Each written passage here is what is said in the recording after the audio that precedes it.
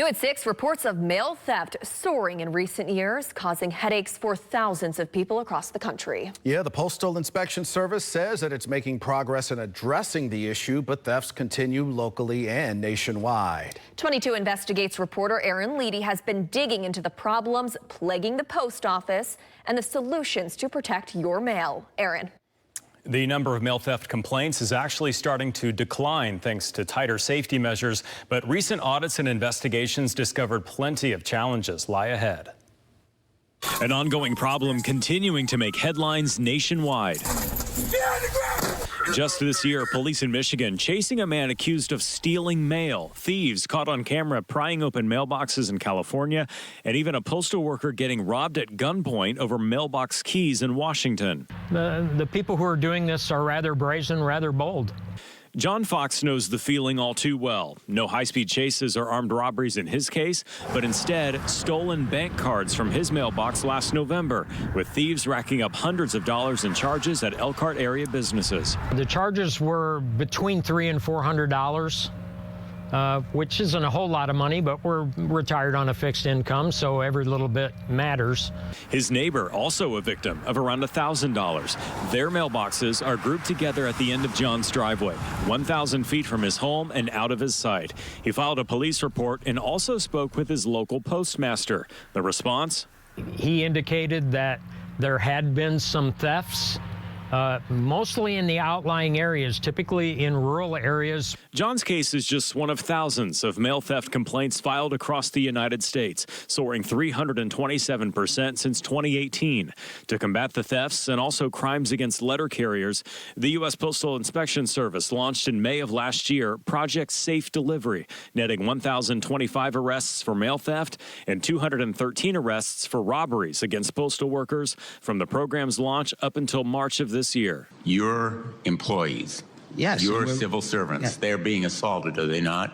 Postmaster General Luis DeJoy grilled on Capitol Hill last month, testifying in front of the Senate Homeland Security Committee. I would say that we have done a lot over the last year with regard to stepping up activities around the country on postal crime.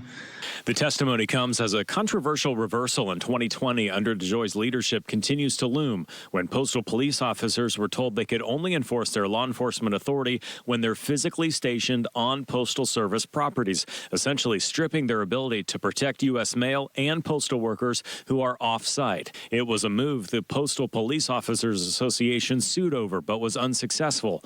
DeJoy says currently just 600 postal police officers would be left to monitor 260,000 routes nationwide. There are places where we have 1,000 people and no security. So that's where we're trying to redirect it. But I will read the bill. And that bill is the Postal Police Reform Act of 2023, currently making its way through Congress.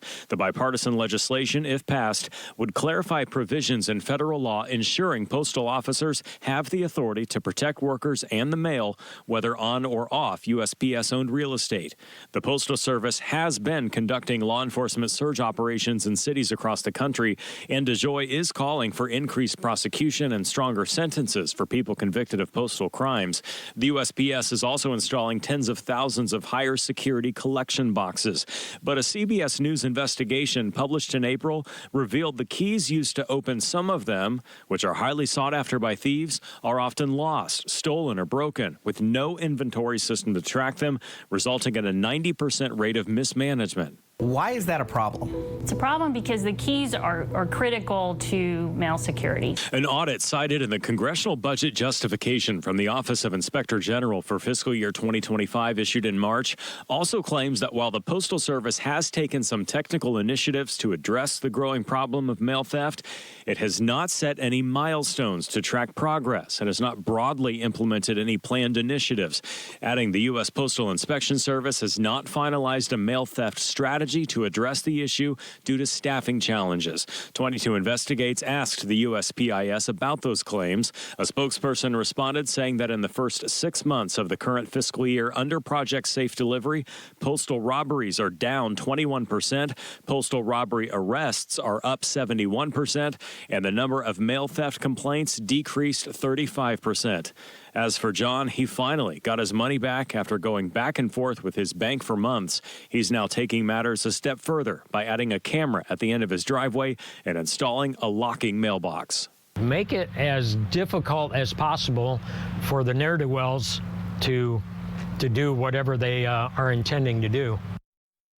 So what can you do to better protect yourself from becoming a victim of mail theft? The Postal Service says to pay bills online if possible, retrieve your mail daily, don't leave mail in your box overnight, sign up for informed delivery, and have your mail held if you're going to be away. And if you do find your mail is stolen, you're encouraged to report it as soon as possible by submitting an online complaint to the Postal Inspection Service. We'll link to that in this story on our website. Live in the studio, Aaron Leedy, WSBT 22 News.